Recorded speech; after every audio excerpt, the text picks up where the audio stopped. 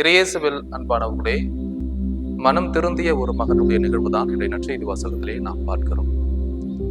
இந்த நிகழ்வானது விவிலியத்திற்குள் ஒரு விவிலியம் எனவும் மொத்த நற்செய்தி நூல்களினுடைய சாராம்சம் எனவும் கூறப்படுகிறது. இந்த நிகழ்விலே ஒரு கேள்வியை முன்வைக்கிறார்கள். மூத்த மகன் வீட்டிற்குள் சென்றானாம்.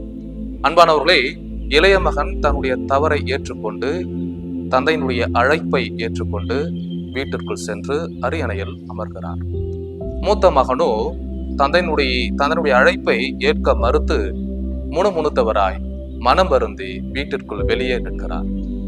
அன்பானவர்களே, இந்த இரண்டு மகளுடைய வித்தியாசம், ஒருவர் மனம் வருந்தி வெளியே நிற்கிறார், மற்றொருவர் மனம் திருந்தி வீட்டிற்குள் சென்று அரியணையில் அமர்கிறார். நம்முடைய வாழ்வை நாம் சிந்தித்து பார்ப்போம். நாம் மனம் வருந்தி முணுமுணுக்கின்ற கிறிஸ்துவர்களா அல்லது மனம் திருந்தி இறைவிடம் செல்கின்ற கிறிஸ்துவர்களா?